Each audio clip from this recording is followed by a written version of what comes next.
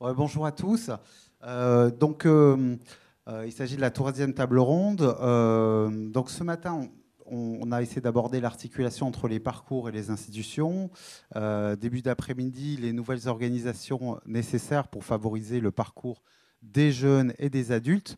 Nous allons évoquer le rôle aujourd'hui que joue la société civile justement pour favoriser ces parcours au travers d'une table ronde intitulée « Pour une société inclusive, de nouveaux modes d'administration et de coopération ». Alors, pour aborder cette question, nous avons réuni autour de cette table Sabine Fourcade, directrice générale de la cohésion sociale, dont je remercie la présence, Sylvie Mathieu, directrice de l'Uriops Lorraine et initiatrice du projet Santé, Autonomie, Innovation en Lorraine, Joëlle Legal, présidente d'honneur de la FNAP-AF, Pascal Dorival, administrateur et président de l'association des délégués de l'économie sociale et solidaire de la Massif, Luc Gindré, directeur de l'autonomie de la santé au Conseil général du Pas-de-Calais et membre de l'ANDAS. Et il devait y avoir, normalement, Frédéric Weber, représentant de l'espace recherche prospective CNAP Uriops, qui n'a pu être présent parmi nous pour cause de grève de transport. Mais sans plus tarder, je donne la parole à Alain Devert, qui est consultant en management des organisations sanitaires et sociales et membre de Faire Équipe. Et il va nous proposer une petite introduction de ce sujet à propos de la société inclusive. Voilà.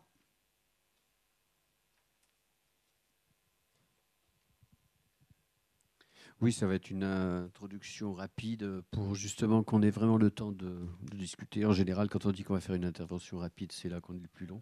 Je me méfie. Donc, voilà. Ce matin, on a effectivement travaillé sur la question des parcours. Ce qui me venait à la réflexion par rapport à tout ce qui s'est dit, puisqu'on a travaillé au départ de manière plus théorique, puis ensuite à partir de situations concrètes du dispositif des ITEP, et puis aussi cet après-midi à partir de l'expérience plus des personnes âgées ou des personnes adultes, pardon. Et là, tout d'un coup, il y a ce mot de société inclusive qui apparaît. Je pense que c'est quand même, il vaut mieux quand même se poser la question de quelle est la différence. Il est tout à fait possible de faire,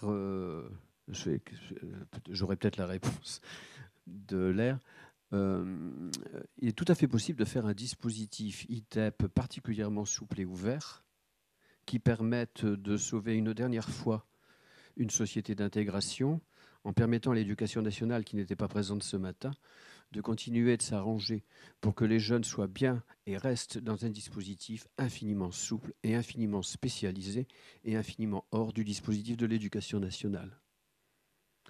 Et on est dans une société d'intégration où nous continuons de créer des institutions infiniment souples et diversifiées, où les gens sont toujours dans des niches en dehors de la société habituelle. Or, ce qui est demandé dans une société inclusive, ce qui est dans le Conseil de l'Europe, c'est bien différent quand même. C'est de dire au départ, moi, quand je suis quelque part, je suis chez moi. Et je veux y rester. Et si vous voulez créer quelque chose, commencez par fermer vos établissements, créer des services de proximité. Et après, on verra si, en dernier ressort, à certains moments dans cette palette, il y aura encore des établissements, et personnellement, je suis certain qu'il y en aura toujours. Mais recommençons par le commencement. Et du coup, les différentes questions que j'ai envie de poser en entrée sont effectivement de cet ordre-là. C'est-à-dire, dans le dispositif souple, effectivement, est-ce qu'il va rester cantonné par les partenaires, les différents dispositifs qu'on peut créer? Est-ce qu'ils vont des parcours? Est-ce qu'ils vont rester cantonnés par les partenaires dans un milieu spécialisé où on va organiser des parcours entre institutions pour nos usagers? Ou est-ce qu'effectivement, l'usager va être, si possible, comme il le peut, avec ses chaos, ses difficultés, etc., quelqu'un qu'on va aider à organiser son parcours chez lui, dans son école, dans son quartier, si possible dans son entreprise. Et puis aussi dans nos institutions, qui seront des moments de quelque chose qui n'est plus central, définitivement plus central. Comment les efforts donc, pour ouvrir les activités de nos établissements, de nos services, pour créer ces parcours-là, vont être effectivement relayés par une société qui n'est pas du tout inclusive? Preuve en est, toutes les expériences, et là j'ai des tas de questions à poser à la table ronde. Quelles difficultés rencontrez-vous en permanence? Parce que de toute façon, le système n'est pas fait pour ça. C'est-à-dire que une équipe de CESAD qui décide de vraiment aller dans l'école, eh bien, il n'y a pas de salle. La psychomotricienne, elle se débrouille pour aller dans le bureau de la directrice, dans la bibliothèque en poussant les tables ou dans le dortoir en poussant les lits. Puis après, il faut tout bien ranger, etc. Ou l'ITEP qui est dans son dispositif, eh ben, de toute façon, il va devoir se débrouiller avec une administration qui va lui dire « Ah non, là, il y a double tarification, donc pas de CMP, donc pas de ceci, pas de cela. Ah ben, puisque de toute façon, votre jeune, pour finir maintenant, vous êtes beaucoup plus souple, donc on va vous payer que 2 jours et pas la semaine. Où on ne tient compte que lorsque le jeune est présent avec vous. On oublie qu'il y a encore plus de déplacements, de travail au téléphone, et que tout ce déplacement professionnel n'est pas vu par l'administration, qui n'est encore là que est-ce qu'il y a un lit, donc est-ce que je paye, voilà. Donc toutes ces questions sur l'aide, les étayages divers de toutes les administrations et de tous les partenaires. Et puis ma troisième question, et je vais exprès m'arrêter là pour que vous ayez vraiment la parole, c'est comment on va s'organiser réellement, puisque pour le moment, il semble qu'on est vraiment monté pour être chacun de notre côté. Et qu'en fait, les coopérations, fondamentalement, quand on discute avec les professionnels, ils me disent qu'elles ont lieu de gré à gré, en permanence. Donc les gens se connaissent. Voilà. Pour prendre un exemple, si je fais le tour en évaluation externe de tous les partenaires, je prends mon téléphone, je sais que sur une journée, je vais en avoir 3, parce que ça va être très très compliqué. C'est pas prévu. C'est pas prévu de s'appeler les uns les autres, parce que les gens sont pas organisés pour ça. Quand on appelle dans une école, on n'a pas la personne, elle est à temps partiel ou elle est en école, etc. Il va falloir 3 jours pour l'avoir. Parce que rien n'est monté pour travailler ensemble. Et donc, les professionnels se sont arrangés. Ils s'échangent des numéros de mail, ils s'échangent des téléphones personnels, des choses comme ça. On se débrouille. Mais ce n'est pas ça, une véritable société inclusive. Ce n'est pas une société où les professionnels sont en permanence obligés de se débrouiller pour que ça marche quand même. Donc, effectivement, là, on a toute une série de questions, c'est-à-dire comment s'organiser pour qu'effectivement ce type de travail puisse se faire. Alors, s'organiser entre professionnels, ils essayent déjà, mais il y a un certain nombre d'étayages nécessaires.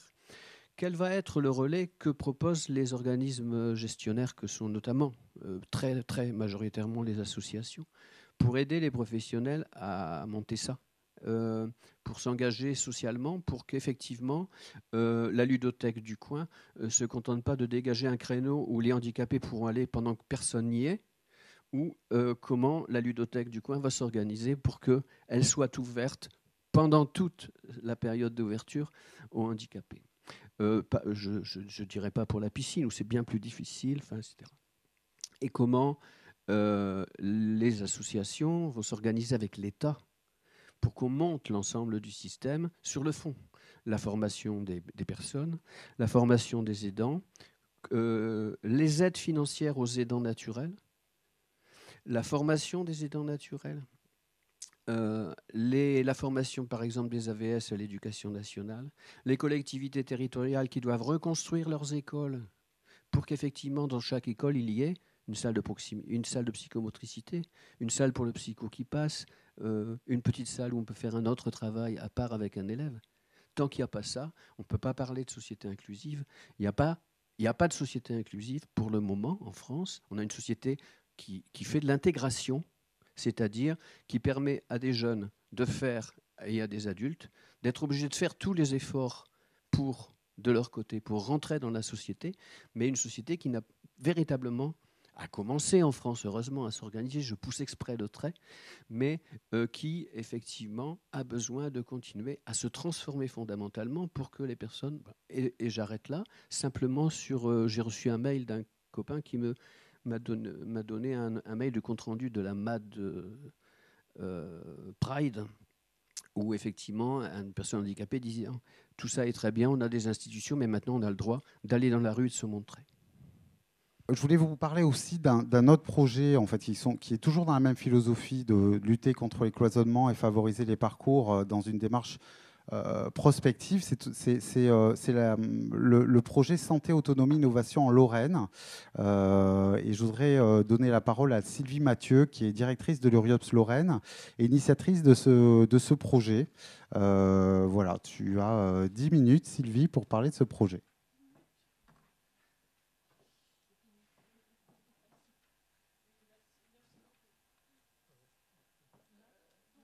Le projet Santé, Autonomie, Innovation en Lorraine, c'est le projet CELOR.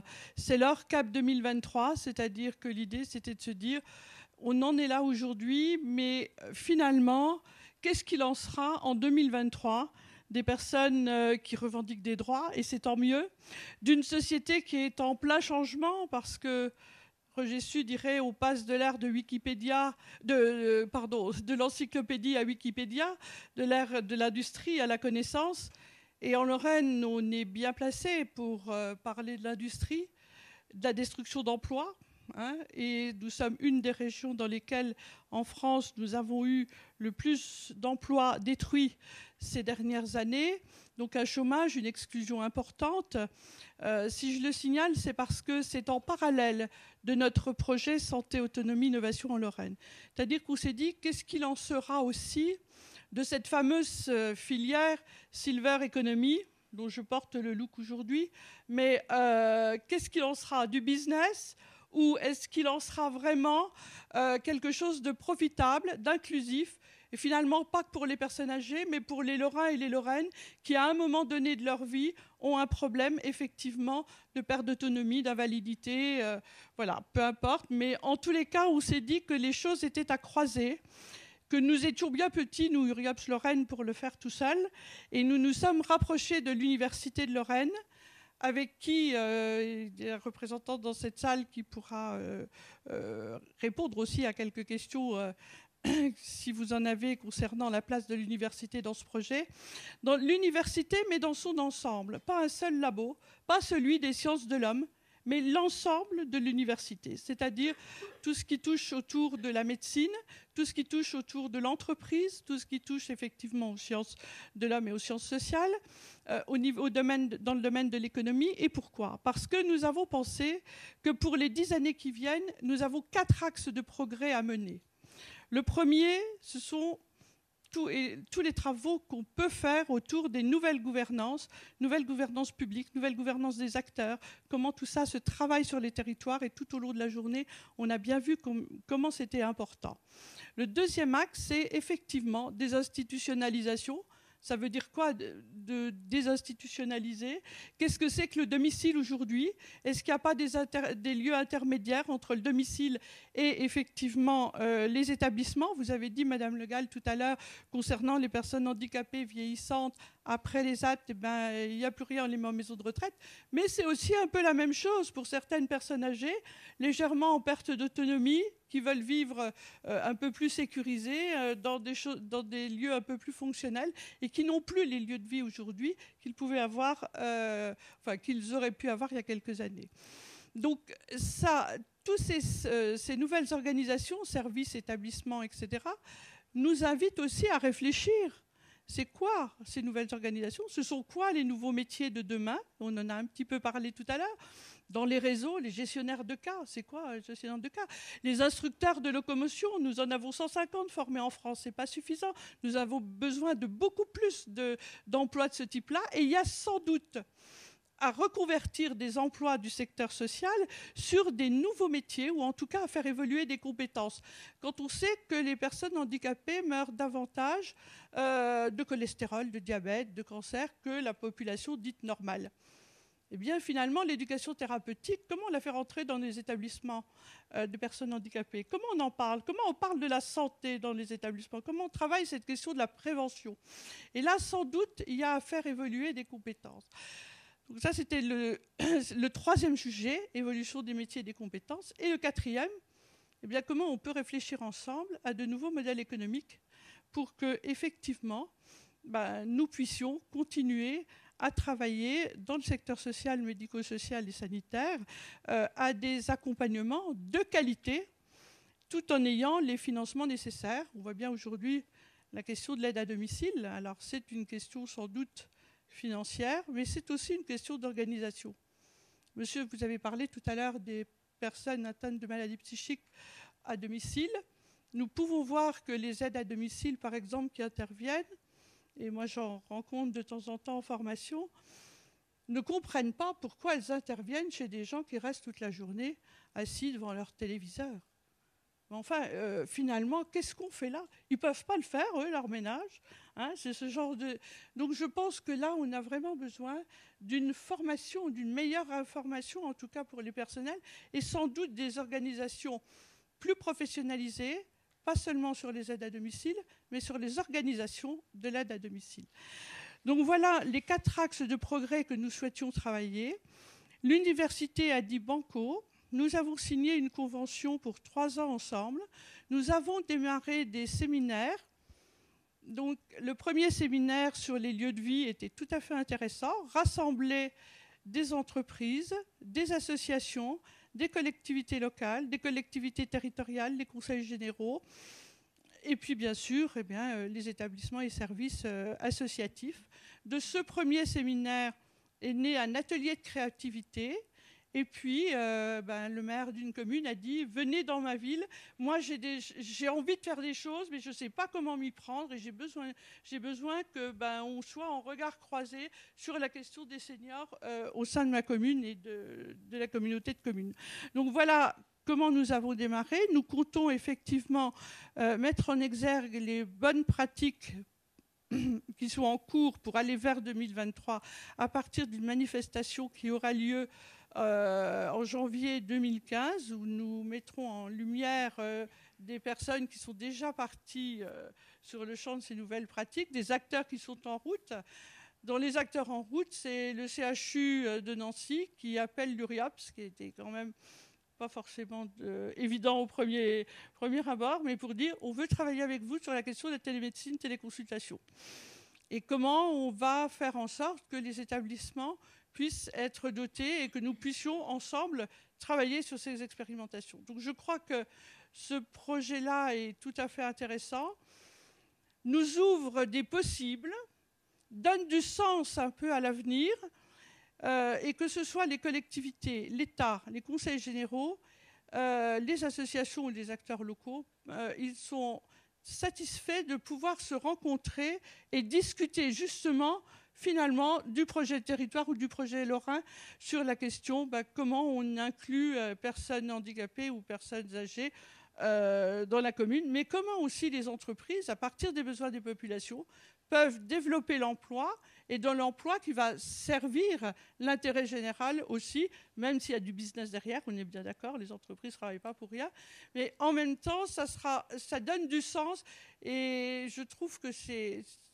ça nous emmène tous et ça nous embarque tous dans un projet lorrain qui, effectivement, nous donne un peu d'espoir sur l'avenir et donne surtout de l'espoir, enfin, je l'espère en tout cas, aux gens qui, comme je l'entends parfois, on n'a pas d'argent, on n'y arrive pas, etc. Je crois qu'il faut regarder l'avenir autrement et ce projet nous donne vraiment du sens et de la joie de participer à tous à l'intérêt général. Merci. Merci Sylvie. Donc, une autre initiative pour tenter de regarder justement l'avenir autrement, mais qui cette fois-ci n'émane pas de la société civile, des associations, mais d'une entreprise, en l'occurrence c'est la Massif. Donc je donne la parole à Pascal Dorival, administrateur et président de l'association des délégués de l'économie sociale et solidaire de la Massif. Quand j'ai vu le programme, je me suis demandé, mais pourquoi l'UNIOPS a envie que la Massif intervienne? Alors je me suis dit, bon, on a des bonnes relations, on est partenaires, mais je me suis dit, non, l'UNIOPS doit avoir une idée derrière la tête. Puis je réfléchis un peu plus au sujet, et puis je me dis, bon, si on prend le point de vue d'une entreprise, je ne parle pas encore de la Massif, globalement, une entreprise, l'inclusion ou l'exclusion, ce n'est pas son problème. L'entrepreneur, son problème, c'est est-ce qu'il y a un marché, est-il profitable? Si le marché est profitable, je gagne de l'argent et je peux espérer que l'entreprise soit inclusive parce qu'elle créera de l'emploi, et encore pas toujours. On a vu tous les licenciements dans des entreprises qui allaient très bien. Ça va mieux celui-là, oui. Et puis, éventuellement, si les rapports de force au sein de l'entreprise, le syndicalisme est actif, si le patron est ouvert, on peut trouver toute une série de réalisations qui vont dans le sens de l'inclusion. Puis de l'autre côté, si l'entreprise va mal, la seule chose qu'elle a comme solution, c'est le dépôt de bilan et l'exclusion massive. Donc, d'une certaine façon, dans sa brutalité, l'entreprise, sa question, c'est j'ai des actionnaires, il faut que je les rémunère, et la seule question qui se pose à moi, est-ce que c'est profitable ou pas? Et puis, quand on réfléchit, maintenant je vais passer du côté de la Massif. Au fond, la particularité de l'entreprise d'économie sociale, c'est que c'est en même temps une entreprise, donc avec les exigences de profitabilité, mais l'UNIOPS est aussi de ce point de vue-là une entreprise. Si l'UNIOPS n'équilibre pas ses comptes, il n'y a plus d'UNIOPS demain. Donc c'est la conjonction d'une entreprise avec les exigences de profitabilité, mais c'est aussi un mouvement social, un rassemblement de sociétaires. La particularité de l'entreprise d'économie sociale, c'est que c'est une propriété indivise. Au fond, aucun sociétaire de la Massif n'est individuellement propriétaire de la Massif. C'est une propriété indivise de la totalité des sociétaires de la Massif. Et c'est vrai de n'importe quelle mutuelle, de n'importe quelle association, de n'importe quelle coopérative, c'est une propriété commune, indivise de ces sociétaires. Que les sociétaires soient des salariés dans une coopérative, dans une SCOP, que ce soit des usagers, ce qui est ou des consommateurs, ce qui est le cas des mutuelles d'assurance. Voilà, c'est ça la réalité. Nous disons dans le projet d'entreprise de l'économie sociale, de la Massif, on dit la Massif, elle doit produire de la richesse, mais elle doit produire de la valeur sociale. C'est d'ailleurs un concept compliqué. Il est aussi compliqué qu'utilité sociale. Valeur sociale, ça veut dire quoi? Et quand on y réfléchit un peu plus, la Massif, c'est 5 millions de sociétaires. Avec les ayants droit, c'est 15 millions de personnes. Ça veut dire que d'une manière ou d'une autre, notre mutuelle est en relation pratiquement avec le quart de la population de ce pays. Quand vous êtes en relation avec le quart de la population d'un pays, vous avez évidemment des responsabilités sociales particulières. Ce n'est pas comme quand vous êtes en relation avec 1000 clients ou 50 000 clients. Vous êtes dans ce lien. Alors,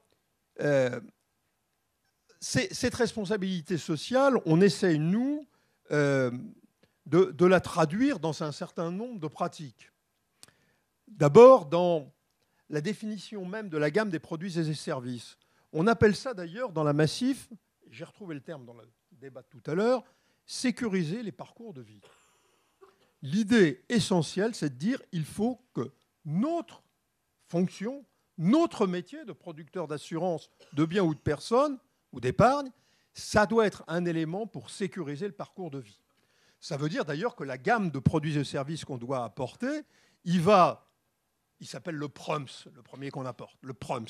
Le PROMS, c'est fait pour les jeunes, étudiants ou apprentis, qui ont besoin d'assurer leur chambre d'étudiants, qui ont besoin de leur responsabilité civile personnelle. Voilà, c'est le PROMS. Donc l'idée, là, on doit avoir un contrat qu'à 18 ans, 19 ans, un jeune peut souscrire, il n'est plus chez ses parents, il revendique son indépendance, il en a besoin, il a besoin de se fabriquer sa personnalité, il faut qu'il ait le minimum de protection nécessaire, donc l'assurance de son logement et son assurance de responsabilité civile. Et ça va à l'autre bout, avec le contrat autonomie, destiné aux personnes âgées dépendantes, contrat qui est toujours compliqué, parce qu'un contrat autonomie d'assurance, pour qu'il fonctionne bien, il faudrait commencer à le souscrire à 30 ans, pour que la cotisation soit extrêmement modeste.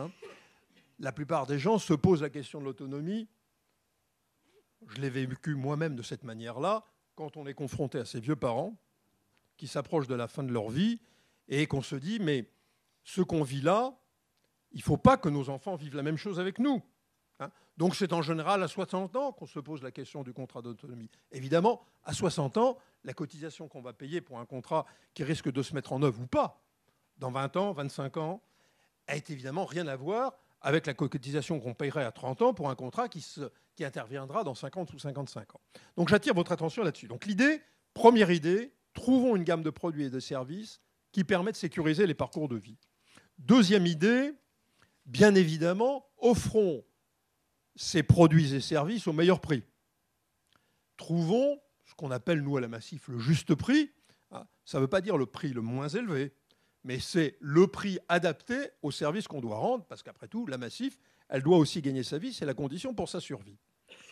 Troisième idée, il faut que notre intervention développe un niveau de prévention très important. Quels que soient les produits qu'on peut faire, particulièrement évidemment en automobile, mais c'est aussi vrai en habitation avec les accidents de la vie courante ou en direction d'autres services, ayons au cœur de notre préoccupation la prévention. On consacre plusieurs millions d'euros chaque année à la prévention. Alors à travers, on l'a beaucoup fait dans les agendas mutualistes définis sur le terrain aujourd'hui, mais ça va depuis des stages auto pour des personnes âgées ou des stages pour les très jeunes, au contraire, pour leur apprendre la sécurité, ou toutes sortes de choses, ou maintenant de plus en plus en direction des personnes âgées, on commence nous à faire beaucoup d'activités physiques, notamment avec nos amis de Ciel Bleu, pour retrouver de l'autonomie, du plaisir. Bon, voilà. Donc troisième dimension très importante, la prévention. Quatrième dimension, c'est ce qu'on appelle le fonds de solidarité. Il y en a 11 à la Massif, plus un à Massif Mutualité, donc un par région et un dans la mutuelle santé. Le fonds de solidarité, au fond, l'idée, c'est est-ce qu'on est capable d'intervenir quand le contrat d'assurance ne permet pas de faire face aux problèmes. J'en prends quelques exemples qui m'ont frappé. Moi, je me souviens, une fois en Île-de-France, on avait un dossier comme ça d'un OS de Renault, à l'époque où il y avait encore des usines à Billancourt, qui avait vendu sa voiture et qui s'était fait payer par un faux chèque de banque. C'était tout à fait nouveau, les faux chèques de banque, ça s'est depuis beaucoup banalisé. Bon, évidemment, son assurance vol qu'il avait pour sa voiture ne couvre pas. C'est pas un vol. C'est pas un vol. Il a donné ses papiers, la personne. Faux chèque de banque. Donc là, le contrat d'assurance ne pouvait pas intervenir. Donc le fonds de solidarité, qui est géré par les représentants des sociétaires, est intervenu auprès de cette personne. Autre exemple, qui est d'une banalité aujourd'hui, on a d'ailleurs depuis introduit, nous, dans la couverture du vol, les faux chèques, les faux chèques de banque. Autre exemple, qui est très fréquent dans l'assurance, vous vous promenez dans une route de campagne, un sanglier débaroule devant vous, vous rentrez dedans, l'assureur, il n'est pas responsable. Res nullius. C'est un principe de droit. Un animal qui divague, qui est propriété de personne, ce ne serait pas pareil si c'était un animal familier. Celui qui n'appartient à personne, il n'y a pas de responsabilité. Bon, vous aviez des gens, alors, certaines personnes très riches, ça ne pose pas un problème, mais certaines qui étaient dans la misère, leur voiture c'était pas pris en charge. Le fonds de solidarité peut intervenir. On pourrait multiplier les exemples. Parfois, d'ailleurs, le fonds de solidarité avait tendance à intervenir quand les gens ne pouvaient pas payer leurs cotisations. On s'est fait taper sur les doigts par l'autorité de contrôle là-dessus, en disant, attendez, si vous prenez en charge par le fonds de solidarité la cotisation, alors c'est des systèmes de promotion. Donc, ce n'est pas acceptable. Il a fallu d'ailleurs modifier les statuts des fonds sociaux pour très clairement dire ça, on ne le fait pas. Donc, la question des cotisations, cinquième dimension dans l'action de la Massif. La question des cotisations, il y a quelques années, nos délégués, petit à petit, discutant entre eux, disant mais il y a un problème. On a un certain nombre de sociétaires maintenant, aujourd'hui, avec le développement du chômage, ils ne peuvent plus payer leurs cotisations. Et donc, on accentue encore leur précarité, puisqu'ils sont à la recherche d'un emploi et éventuellement, ils vont se déplacer en ayant leur voiture qui est plus assurée. Il y a un problème.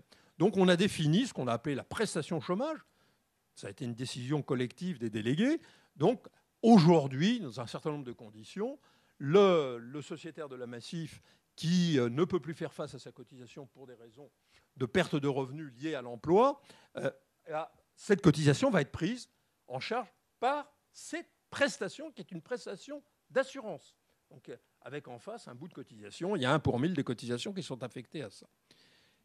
Sixième exemple que je voudrais vous donner, suite d'ailleurs à un travail avec nos amis du monde associatif, particulièrement de l'UNA, l'aide aux aidants. On a été sans doute les premiers, dans le monde de l'assurance en tout cas, à mettre le doigt sur cette question extrêmement importante. C'est certes, les personnes sont dépendantes, une bonne partie de l'aide est assumée par les aidants familiaux, et ces aidants familiaux, dans quelle situation ils sont? Comment ils ont des solutions de répit? Comment ils ont des solutions de respiration? Il y a eu des colloques qui ont été organisés pour ça, et vous savez que dans la loi en cours de discussion sur l'autonomie, l'aide aux aidants est maintenant prévue, va être inscrite, et c'est vraiment la Massif, je crois, a été à l'origine de cette idée-là. Finalement, je vous ai donné tous ces exemples, je crois qu'au fond, l'idée centrale qu'il y a dans une entreprise d'économie sociale, au moins chez nous, on a gardé fortement ce point, c'est qu'il faut que nous soyons en permanence à l'écoute de la société. Et pour être à l'écoute de la société, il faut qu'on définisse une gouvernance qui permette d'être à l'écoute de la société. Celle de la Massif est très originale, 2000 délégués. Certains d'entre vous ont participé aux élections récemment. J'espère qu'un certain nombre d'entre vous, il y en a sûrement parmi vous qui sont sociétaires d'un Massif et qui n'ont pas oublié de voter il y a quelques mois. 2000 délégués représentant des sociétaires.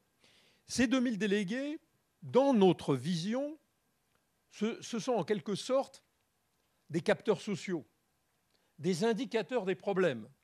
Des gens parce qu'ils sont dans des entreprises, c'est nos amis syndicalistes, parce qu'ils sont des professionnels indépendants, commerçants, dirigeants d'entreprises, ou parce qu'ils sont dans l'économie sociale, donc dans un certain nombre de vos organisations, ils ont cette capacité de faire naître dans le débat de la Massif, de porter tous ces débats dans le débat de la Massif, et donc sur l'évolution de ces produits et services pour répondre aux besoins de la société. Et c'est d'autant plus fort qu'on a des partenariats, notamment avec l'UNIOPS, mais quand ces partenariats s'incarnent dans la présence comme délégué de gens de vos organisations, c'est évidemment fondamental. Que mon vieil ami Hubert Allier soit délégué à la Massif, eh ben c'est formidable.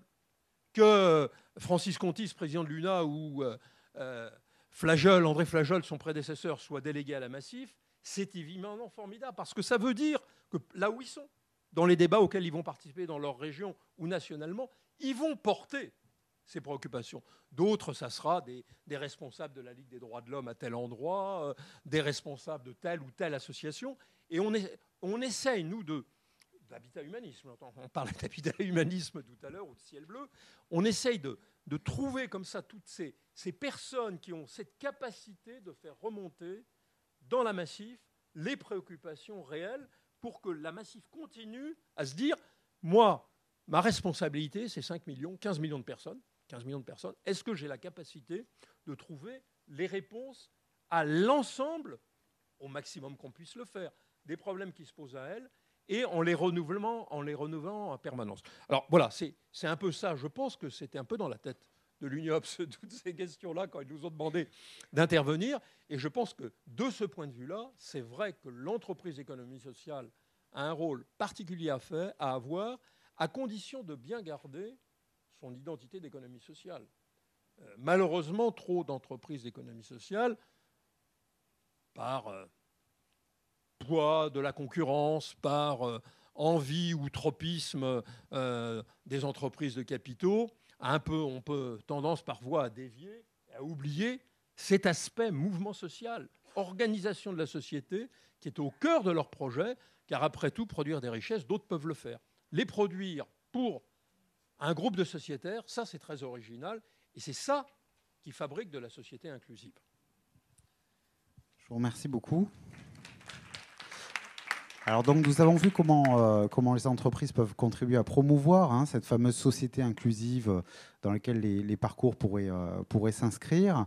Moi j'aimerais donner la parole maintenant à Joëlle Le Gall, présidente d'honneur de la FNAP-AF, pour comprendre un petit peu, pour prendre la mesure de toutes les initiatives qui existent dans le secteur des personnes âgées, mais aussi des progrès à accomplir en la matière. Donc je vous donne la parole. Prenez peut-être mon micro, non ?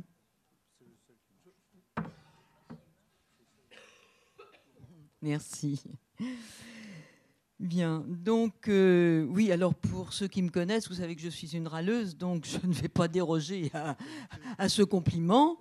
Je vais rester une râleuse tout en essayant quand même de trouver des initiatives qui pourraient être reproduites et qui favoriseraient bien évidemment un meilleur accompagnement des personnes âgées. J'ai depuis très peu de temps une autre casquette que celle de la FNAPAEF, puisque je viens d'être une élue de ma ville de Quimper et que je suis aussi maintenant conseillère déléguée au vieillissement et aux personnes âgées. Donc je souhaite ne pas y perdre mon âme et garder toutes les bonnes convictions que j'ai jusqu'à aujourd'hui pour défendre sur ce territoire ce que je souhaiterais voir mettre en place. Donc, ce qu'on entend régulièrement de la part des personnes âgées, et je pense que c'est ça le titre de ce que j'ai envie de vous raconter, c'est « On pense pour nous, mais sans nous ». C'est un leitmotiv qui nous revient sans arrêt. On voit qu'il y a de nouvelles initiatives régulièrement qui se mettent en place, ça et là, dans différents territoires, de très bonnes initiatives. Mais malheureusement, elles restent beaucoup trop souvent non partagées au plan national. Et en plus, cette fameuse canicule de 2003 a fait que depuis, on se trouve submergé de textes de loi, de rapports, de lois, qui font qu'on parle beaucoup du vieillissement de la population et beaucoup de ce que nous devons faire, mais nous sommes malheureusement toujours rattrapés par cette démographie qui ne cesse d'augmenter et on voit qu'on ne réussit pas toujours à accompagner, à bien accompagner les personnes qui en ont le réel besoin. Aujourd'hui, ben oui, et les vieux, ça existe, et dans ces vieux, certains ont la malchance un jour de se prendre les pieds dans le tapis ou d'avoir une maladie invalidante. Et ces vieux-là, eh bien, quand ils gagnent au loto, c'est le fauteuil roulant. Voilà. Et le fauteuil roulant, ben, après, il faut savoir comment le pousser et comment y répondre. Alors, je m'arrête 2 minutes pour dire une chose qui est très importante, qui nous paraît très importante, je ne sais pas si elle le sera pour vous, mais qu'il faut quand même bien distinguer, après cette fameuse barrière de l'âge des 60 ans, que dans le vieillissement de la population, il y a 2 catégories de personnes vieillissantes. Il y a celles qui ont un vieillissement normal, qui sont les plus nombreuses. Alors bien évidemment, on va moins bien entendre, on ne va pas monter son escalier aussi vite, on va courir moins vite, etc. etc. Mais au bout du compte, on va terminer notre vie en 8 jours, en 15 jours, dans une chambre d'hôpital, où pour les plus chanceux d'entre nous, dans notre lit, le cœur va s'arrêter et puis basta, voilà, on n'en parle plus. Bon, cela, merci, grand Dieu, c'est formidable. Et puis il y a les autres qui vont rencontrer une maladie invalidante. Et je dis bien une maladie invalidante. Sclérose en plaques, Parkinson, Alzheimer, diabète, maladie du cœur, etc. On est pour cela dans le registre d'une maladie. Et c'est un peu ce que nous avons oublié dans ce qui a été mis en place en 2000, quand on a resitué un petit peu, notamment dans nos EHPAD, qu'on y a mis la tarification ternaire, qu'on a considéré, avec cette barrière de l'âge, que la personne de plus de 60 ans n'était plus une personne handicapée, mais qu'elle devenait une personne âgée dépendante. Alors, je pense que cette personne qu'on appelle dépendante, et celle dont je parle, n'est ni plus ni moins aujourd'hui qu'une personne qui a eu la malchance dans sa vie, un jour, de rencontrer cette maladie invalidante. Malheureusement, elle l'a rencontrée trop tard. Et quand je dis souvent dans un colloque où je fais rigoler un peu, mais enfin, c'est pas très drôle l'histoire, faites votre Alzheimer à moins de 60 ans, parce que là, peut-être que vous aurez une autre réponse concernant le financement que l'on pourra vous apporter, au moins jusqu'à 75 ans, puisque la PCH fonctionne jusqu'à 75 ans. Bon. Alors, pour revenir aux citoyens âgés en perte d'autonomie et leurs réels besoins, très honnêtement, la priorité passe par le refonte d'un système qui est aujourd'hui à bout de souffle et dans lequel sont injustement enfermées ces personnes âgées. Je viens d'en donner un bon exemple. Nous devons réfléchir, bien évidemment, à des alternatives entre le tout domicile et le tout établissement, sans occulter que 90% des citoyens que nous interrogeons veulent rester à leur domicile. Et là, je crois que le gouvernement a su s'emparer effectivement de cette réponse, puisqu'on voit très bien que le premier volet du projet de loi reste sur le domicile. J'en dirai quelques mots tout à l'heure. Mais je crois qu'aujourd'hui, il faut quand même donner des réponses qui soient des réponses constructives. Aujourd'hui, il faut évidemment s'interroger sur nos territoires. Et il y a eu toute la matinée, on a entendu de très très bonnes initiatives. Il faut pouvoir ensemble réfléchir. Il faut pouvoir, dans une ville comme celle qui est ma ville aujourd'hui, et ce que je vais faire dans quelques jours, le 27 juin, pour continuer à faire évoluer ce label dans lequel les Quimper vit l'ami des aînés, je vais reprendre, puisqu'on m'a donné ce dispositif à reprendre, je vais reprendre ce dispositif Quimper Ville Amie des aînés, et je vais pour ça, le 27 juin, réunir toutes les personnes, autant de la société civile que des administratifs, qui peuvent nous accompagner et réfléchir. Ça veut dire quoi? Ça veut dire qu'on va réunir des directeurs d'EHPAD, qu'on va réunir des responsables d'associations qui s'occupent du handicap, qui s'occupent des personnes âgées, qu'on va réunir l'ARS, le Conseil général. Voilà. Et on va essayer de plancher sur 5 ou 6 commissions qui vont devoir être mises en place pour, dans le dernier trimestre, au moins, commencer à pouvoir mettre en place des dispositifs qui sont attendus par la population. Alors ces dispositifs, ils sont très larges. Ces dispositifs passent par comment amener les personnes âgées, et notamment celles qui sont en difficulté, à la culture. Comment les amener à continuer à avoir une activité sportive. Comment amener ces personnes âgées à se rencontrer entre elles. Comment les amener, quand elles sont dans des appartements où malheureusement on ne peut plus descendre en ville, comment imaginer des dispositifs qui puissent leur permettre de les accompagner, même si elles sont en fauteuil roulant. Bon, voilà, tout ça, effectivement, nous devons en prendre note. Mais il faut aussi savoir, pour répondre aux besoins des personnes âgées aujourd'hui, il faut être conscient qu'il faut dépenser de l'argent pour savoir en gagner. Moi, je suis catastrophée quand je vois, alors je vais parler plus précisément, là pas au national, mais sur le plan de ce que je vois régulièrement autour de moi, puisque j'habite dans le Finistère, notamment à Quimper, vous l'avez compris. Je suis catastrophée quand je vois que des personnes âgées sont transportées à l'hôpital inutilement parce qu'il n'y a pas assez de réponses qui sont données, qu'elles vont embouteiller les urgences, que ça coûte un prix fou, que pour la personne âgée, c'est dramatique. Elle va revenir encore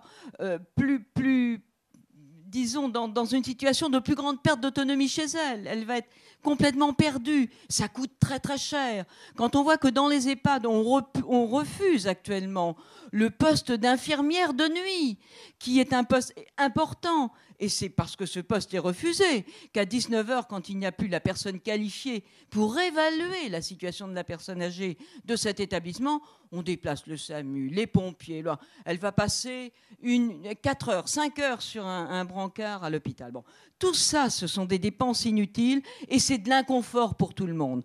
Donc il faut y réfléchir, il faut savoir faire mieux.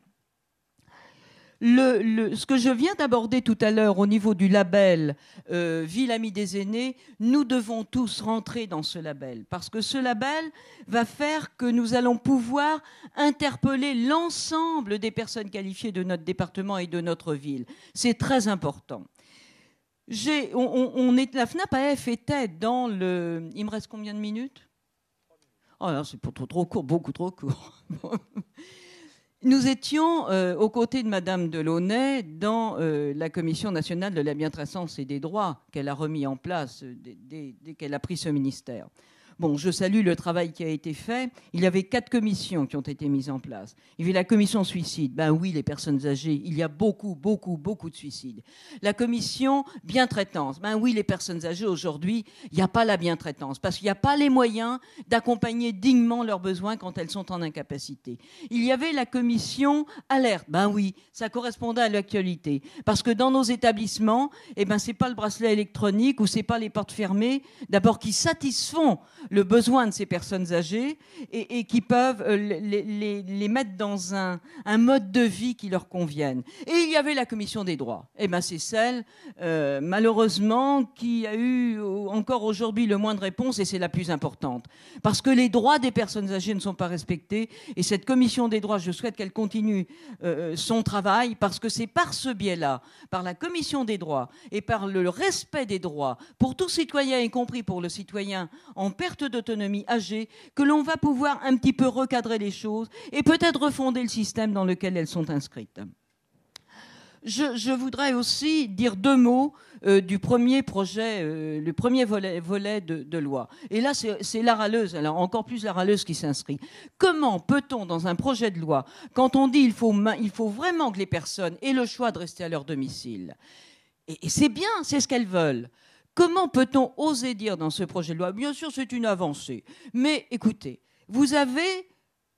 on va vous donner la possibilité de rester à votre domicile, parce que nous, on sait ce qu'il vous faut.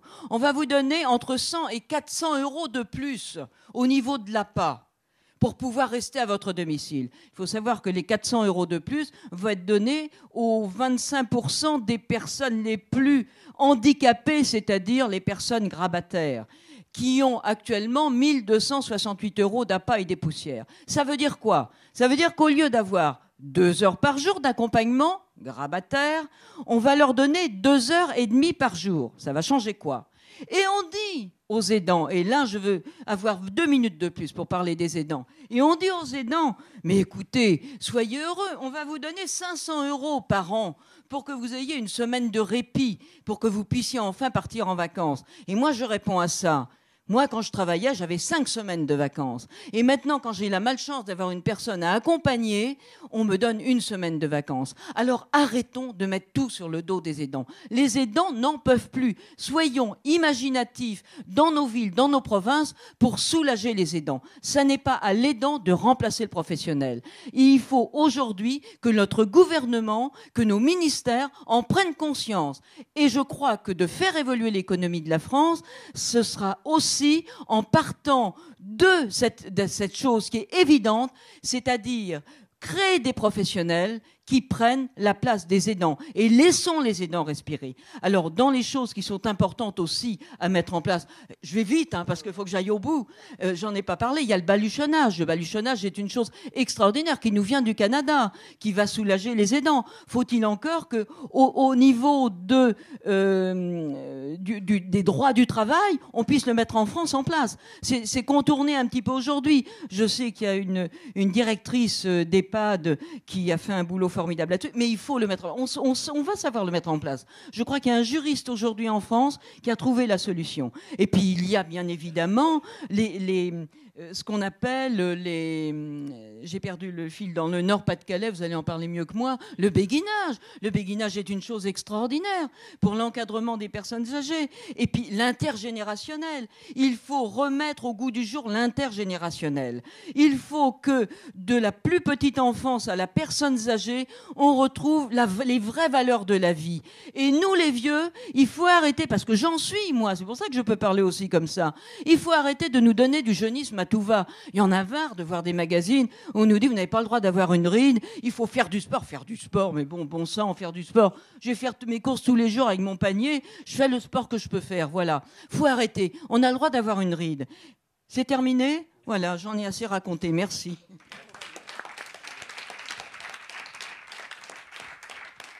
Merci pour ce témoignage. On aimerait maintenant donner la parole un petit peu aux collectivités territoriales pour savoir comment elles se positionnent par rapport à cette idée de société inclusive, à ces initiatives comme ça pour favoriser les parcours. Comment elles voient ces initiatives, comment elles arrivent à les soutenir aussi. Donc je voudrais donner la parole sur cette question à Luc Gindret, directeur de l'autonomie de la santé au Conseil général du Pas-de-Calais. Merci. Bien, bonjour. Moi, je vous indiquerai comment la construction de réponses institutionnelles à partir des logiques de parcours, c'est ce qui a été évoqué aujourd'hui, répond bien sûr à une forte demande sociale, mais aussi une opportunité pour redéfinir et maintenir une action publique de bon niveau. Puis ensuite, je vous expliquerai, j'essaierai d'exposer la manière dont les pouvoirs publics, au niveau local, peuvent soutenir ces logiques de parcours. Alors, le constat sur lequel tout le monde peut s'accorder, il a été largement exposé, c'est que nos réponses institutionnelles, historiquement, sont caractérisées par un certain nombre de pesanteur négative. Hein, on a, au fil du temps, retiré des lieux de vie ordinaires et concentré les personnes dans un entre-soi qui a des conséquences négatives. On a plutôt standardisé des réponses, et puis les logiques professionnelles ont assez largement dominé les choix individuels des personnes. Alors, ces pesanteurs historiques, on les retrouve de manière assez synthétique à travers l'usage qui est encore fait sans mesure par nos professionnels, les vôtres comme les nôtres, du terme de prise en charge, hein, par rapport à celui d'accompagnement qu'on utilise très largement sur les tribunes, mais qui n'a pas encore irrigué complètement tous les champs professionnels. Alors ce schéma, bien sûr, je le présente de manière caricaturale, il a fortement évolué depuis un certain nombre d'années, hein, du fait des évolutions sociétales fondées sur des aspirations individuelles à une plus grande autonomie, à une maîtrise de ses choix de vie et au souhait de vivre parmi les siens dans la cité. Donc on peut dire quand même qu'aujourd'hui, on répond de manière de plus en plus adaptée à des besoins singuliers, complexes, évolutifs. Ce schéma, il évolue aussi, et là ça concerne davantage les institutions, par le fait que la fuite en avant du développement de réponses médico-sociales qu'on appellera classiques, qui prennent en charge tous les aspects de la vie quotidienne, elle trouve mécaniquement ses limites. Alors d'une part, elle est inadaptée aux aspirations des personnes qu'elle aide, mais en plus, elle est onéreuse et inefficace du point de vue de la dépense publique, parce qu'elle laisse très largement de côté les potentialités des acteurs, des intéressés d'abord. Hein, la prise en charge en établissement privilégie assez naturellement des logiques de protection au détriment de la mobilisation des capacités d'autonomie des personnes. Elle ne mobilise pas, comme elle pourrait le faire, les aidants. Ça a été évoqué, mais les aidants, ils sont très souvent acculés à un choix binaire difficile, c'est-à-dire soit on supporte tout seul sans aide particulière, soit une fois qu'une réponse médico-sociale est proposée, on perd la main, on la perd complètement, voire définitivement. Alors même que ces aidants seraient prêts, sous certaines conditions, à continuer à jouer un rôle actif dans la trajectoire des personnes qu'elles aident.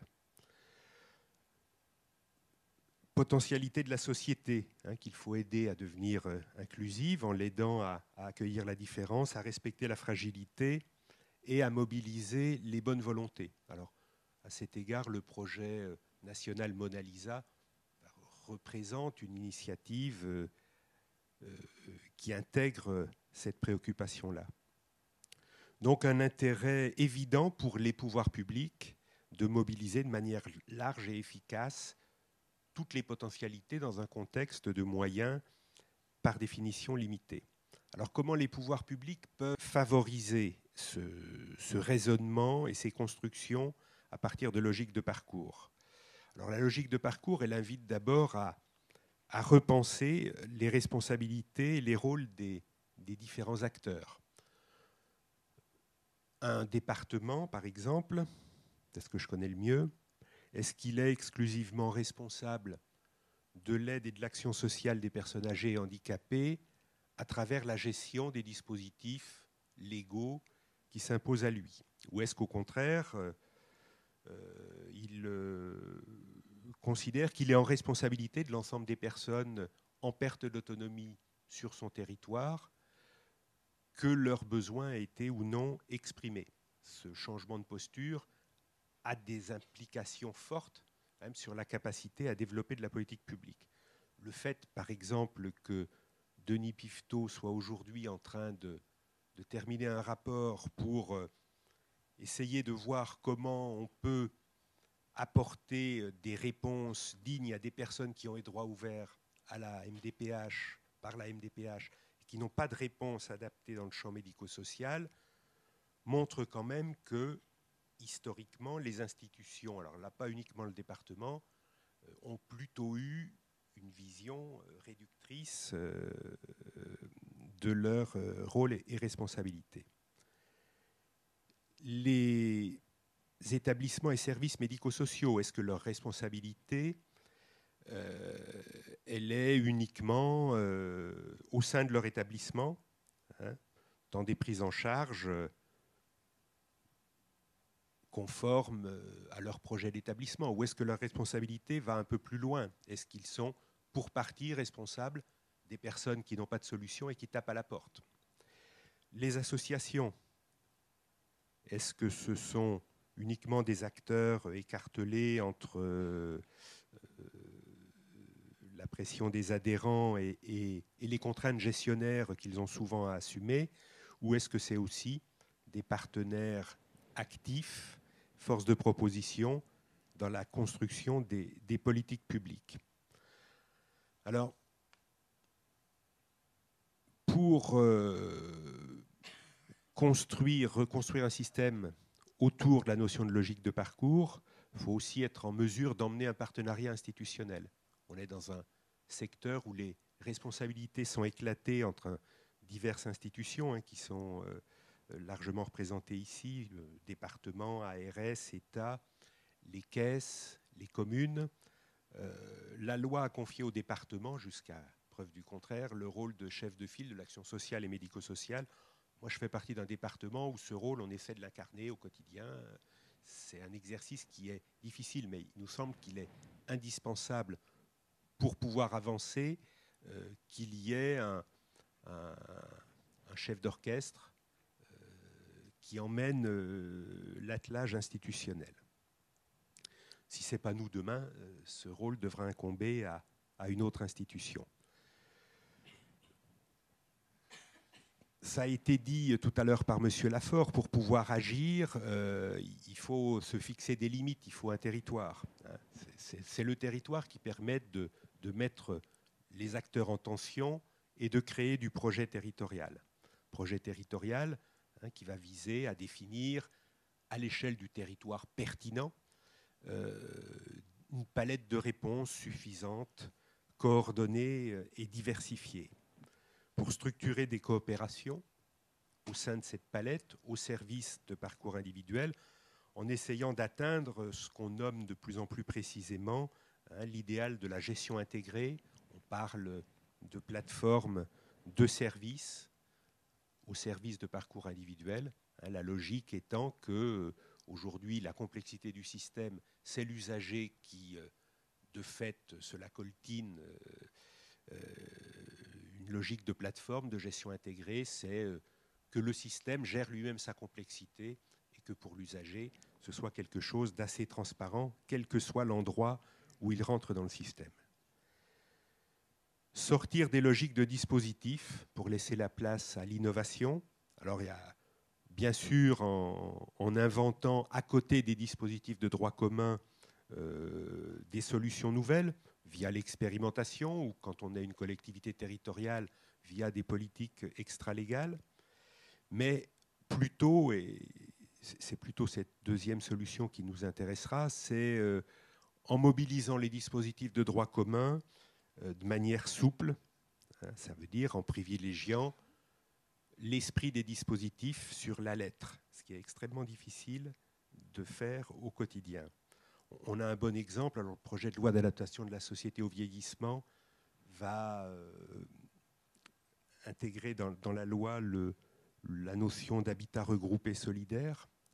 Comment, à partir des dispositifs individuels de droit commun, en tolérant des souplesses dans leur mobilisation, des mutualisations possibles, on arrive à partir d'aides individuelles, de droits portés par des personnes, à créer du projet collectif. Ça, on l'avait déjà mis en place chez nous, là la loi va venir le consacrer, c'est très bien. Et puis en maintenant un équilibre entre les logiques descendantes qui sont nécessaires, les logiques planificatrices, qui sont là pour mettre de la cohérence territoriale, de l'efficacité globale, mais comment on les équilibre avec une logique ascendante, celle que vous promouvez, qui est source d'adaptation, d'innovation, de responsabilité. Alors là, on verra sur ce dernier point que ce qui a été mis en place par la loi HPST, à savoir le concept d'appel à projet, tombe un peu à plat dans un contexte où il ne s'agit pas tant aujourd'hui de développer des offres quantitativement nouvelles, mais d'adapter une offre de manière plus fine pour vitaliser des parcours. Voilà, on fait du travail fin plus qu'autre chose aujourd'hui. Je vous remercie. Merci beaucoup.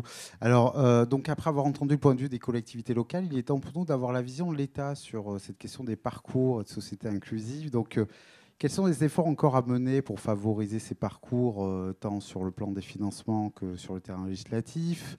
Quelles seront à l'avenir les modes de coopération entre l'État et les associations pour rendre la société plus inclusive? Donc, pour aborder ces questions, je donne la parole à Sabine Fourcade, directrice générale de la cohésion sociale. Merci beaucoup. Je voudrais revenir sur ce mot de société inclusive, qui est le titre de la table ronde, et le mettre en relation avec le nom de ma direction. Vous savez que la Direction générale de la cohésion sociale a été créée il y a 4 ans. On était Direction générale de l'action sociale, et puis les modifications administratives font qu'on a été regroupé avec la délégation interministérielle à l'économie sociale, avec la délégation interministérielle à la famille et avec le service de l'égalité entre les femmes et les hommes. Et cet ensemble pouvait paraître un peu hétéroclite. Et donc, pour donner un tout à ma direction, dans laquelle il y a beaucoup de forces centrifuges, on a essayé de réfléchir pour voir ce qui nous rassemblait. Et ce qui nous rassemblait, en travaillant, on s'est rendu compte que quel que soit le type de fragilité sur lequel on travaille, les bureaux qui travaillent sur la lutte contre la pauvreté, ceux qui travaillent sur la prise en charge du handicap, de la dépendance, de l'enfance en danger, on s'est rendu compte qu'on avait toujours 3 niveaux. Le niveau historique classique de prise en charge, les établissements, la prise en charge, qui est vraiment, j'allais dire, la première histoire de prise en charge des personnes qui sont dans une situation de fragilité. Un deuxième niveau qui s'est développé, qui est plus important, qui est celui de l'accès aux droits communs pour tous, donc l'égalité des droits, l'accès aux droits communs. Et puis un troisième niveau qui est un niveau de prévention, et qui est en fait un niveau et de se dire si la société est plus cohésive et plus inclusive, les droits sont plus facilement égaux pour tous et on a moins besoin de prise en charge. Et on s'est rendu compte que ce prisme de lecture marchait, quel que soit le type de fragilité sur lequel on travaillait, et que du coup on pouvait essayer d'avoir des visions globales. Et que la société inclusive, c'est celle dans laquelle l'ensemble des personnes ont accès aux droits communs, et du coup on a besoin de raisonner parcours. On ne peut plus raisonner dispositif par dispositif, on ne peut plus raisonner avec une case personne âgée, une case personne en situation de précarité. On doit penser parcours de vie, parce que les personnes, elles peuvent être à la fois, et souvent c'est le cas, en situation de pauvreté, de précarité sociale, sans logement, sans emploi, et parfois aussi handicapées ou dépendantes. Enfin, bref, le dispositif, la prise en charge à un moment donné d'une personne dans une situation donnée, ça a été un développement important de l'action sociale depuis les années 60 et 70, mais ça ne suffit plus et ça ne correspond plus. Et passer au parcours, c'est un peu comme quand on est passé de la photographie au film. On a rajouté le mouvement, on a rajouté la vie. Et alors le parcours, pour qu'il permette de donner une société inclusive, il faut qu'il soit, et ça a été dit tout à l'heure, qu'il soit construit avec les personnes. C'est-à-dire qu'en fait, moi, j'aurais envie de dire qu'il faut travailler sur la participation des personnes, que la personne soit actrice de son histoire, qu'elle co-construise son parcours. Et à ce moment-là, si on a une vision parcours et puis une vision co-construction avec la personne, participation de l'ensemble des usagers, à ce moment-là, on peut se dire qu'on on va vers une société qui est plus inclusive. Alors, du côté de l'État, on essaye de raisonner à travers donc ces grilles de lecture et avec ces principes-là. Et je voudrais vous donner quelques exemples de travaux des travaux qu'on mène qui essayent de faire évoluer donc nos dispositifs vers des parcours et nos systèmes en tuyau d'orgue vers des choses plus ouvertes et plus inclusives.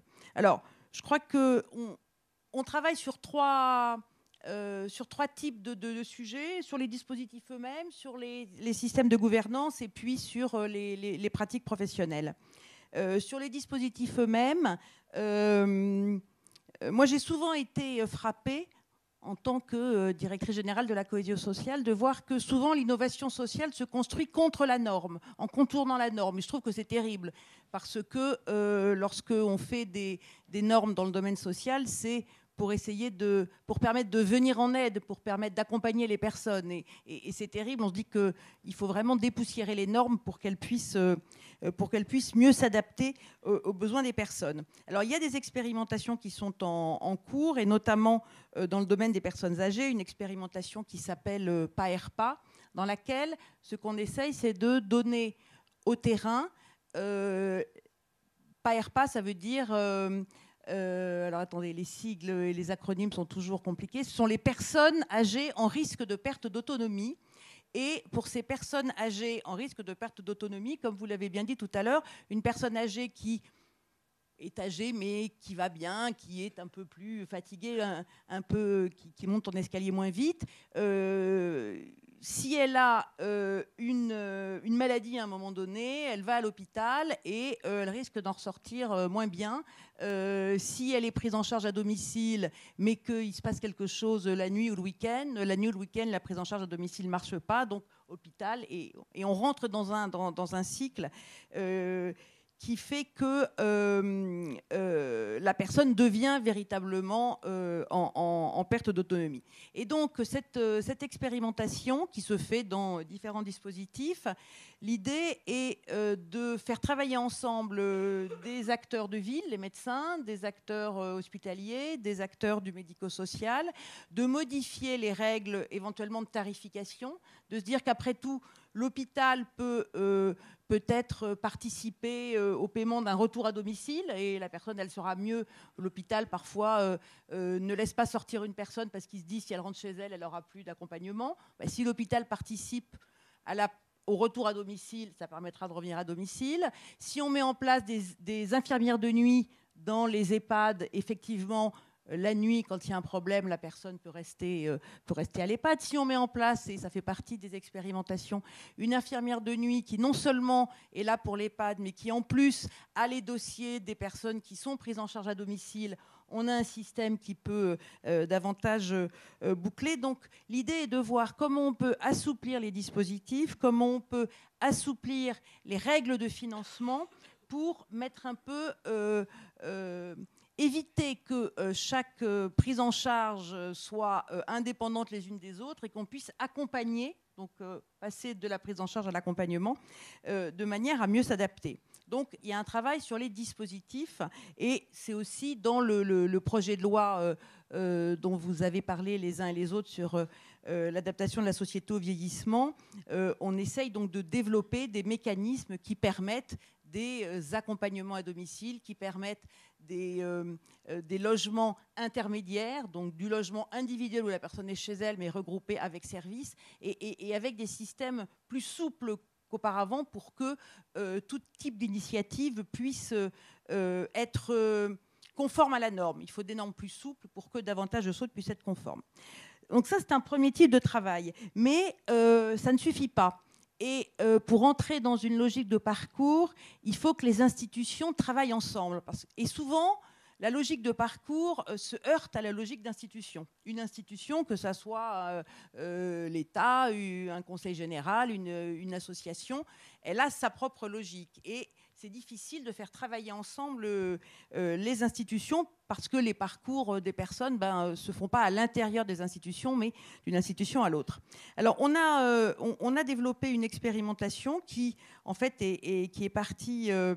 qui a été décidée dans le cadre du plan de lutte contre la pauvreté, qui au départ était une évaluation de la politique de gouvernance locale de lutte contre l'exclusion, et qui a montré qu'une même personne pouvait être suivie par 6 travailleurs sociaux relevant de 6 institutions différentes et qui ne communiquaient pas entre eux, ou alors de manière informelle parce que les gens se connaissent, mais les institutions ne communiquaient pas entre eux.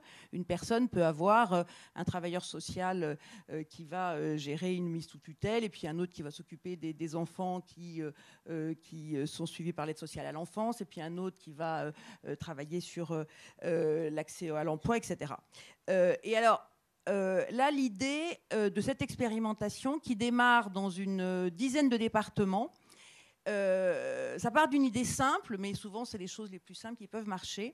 Sur un territoire, qui peut être départemental ou infradépartemental, si l'ensemble des acteurs, c'est-à-dire le département, les services de l'État, les CCAS, la CAF, Pôle emploi, se mettent d'accord pour avoir une gestion intégrée, c'est-à-dire se mettre d'accord pour dire, quelle que soit la porte par laquelle entre la personne, on ne lui dira pas, ben, c'est pas le bon guichet, il faut aller au guichet d'à côté, ou on ne lui dira pas, réexpliquez-moi tout, parce que ce que vous avez dit au guichet d'à côté, je ne le connais pas, et donc recommencer à zéro. Donc si elles se mettent d'accord pour une gestion intégrée, avec une charte qui dit qu'il y a une gestion intégrée, à ce moment-là, nous, État, nous engageons à étudier tous les assouplissements de normes qu'elles demandent. C'est-à-dire que s'il y a coopération entre les institutions, les normes qui sont a priori là pour garantir l'égal accès des personnes sur l'ensemble du territoire, les normes peuvent contraindre et peuvent empêcher les coopérations entre institutions. Et donc, elles peuvent devenir, elles protègent lorsque la personne est confrontée à des risques de trous entre institutions. Lorsque les institutions se mettent d'accord entre elles, on peut à ce moment-là les assouplir. Et qui sait quelles sont les normes qui sont contraignantes sur le terrain? Ce sont les acteurs de terrain. Donc cette expérimentation qu'on a appelée Agile, pour montrer qu'on va essayer de mettre un peu d'agilité dans ces politiques sociales qui parfois en manquent. Donc c'est un acronyme qui veut dire agir pour améliorer la gouvernance et l'initiative locale pour mieux lutter contre l'exclusion.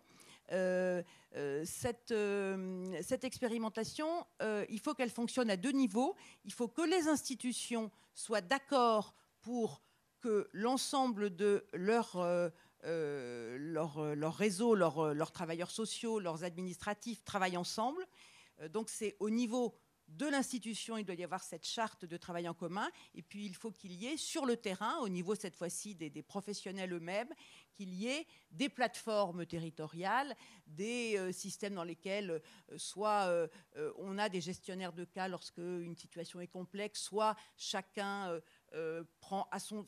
soit les personnes font le lien entre elles pour prendre en charge la situation de la personne. Bref, comme vous le disiez tout à l'heure, qu'on internalise la complexité à l'intérieur du dispositif. Mais pour que ça marche, il faut que les institutions soient d'accord, et à ce moment-là, on peut